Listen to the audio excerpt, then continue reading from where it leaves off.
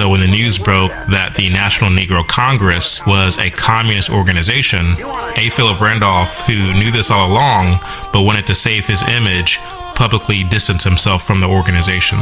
Have we really been duped by Negro communist leaders in the United States who were just simple hand puppets for white communist Jews? Communism is a lying, dirty, godless, murderous, determined criminal conspiracy. In those days, most Americans still viewed communists as nefarious. They take over organization after organization in America in just 2 steps: infiltration and agitation.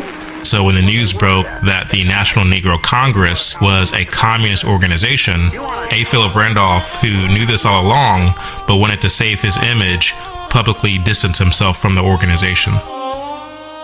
Of course, this wasn't a genuine move of an independent disdain for communism on the part of A. Philip Randolph. As the preeminent civil rights leader of his time, he seldom made any decision without the consultation or the dictates of both foreign and domestic communist strategists. That included one Stanley David Levison. He was also the mentor of a young gay communist protege named Bayard Rustin. Together they attempted the first so-called March on Washington in the 1940s. Groups like the NNC and the SNYC kept right on going. One of the leaders of the SNYC was a communist strategist by the name of Jim Jackson. In order to increase their numbers and add as many Southern black youngsters to their cause as possible, the SNYC would frequently host banquets and social gatherings across the South. They would often parade Paul Robeson at their annual conferences because of his celebrity status. They'd give speeches to anger and embitter the youngsters, and then they'd have them participate in protests.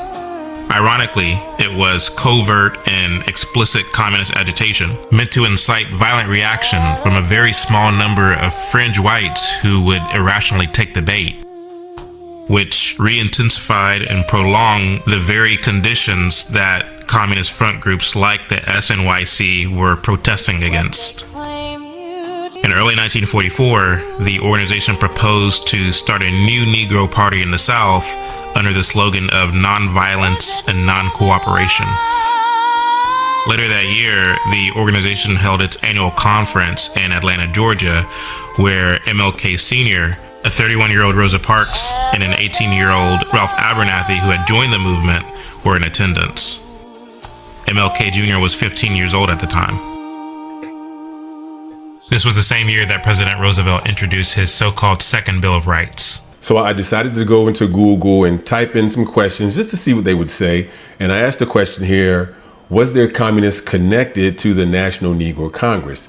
And it says, the National Negro Congress, NNC, founded in 1936, was heavily intertwined with the Communist Party USA, CPUSA. The CPUSA actively organized and funded the NNC, working to build an anti-racism and labor coalition. Key communist connected figures include prominent Communist Party leader James W. Ford, co-founded the NNC. Other leading communist figures included Alphaeus Hunton, who chaired the Washington, D.C. chapter and the Labor Committee, and Doxey Wilkinson, who chaired the Civic Affairs Committee. And then it says the NNC ultimately disintegrated after World War II due to anti-communist pressure during the Red Scare and changing political alliances.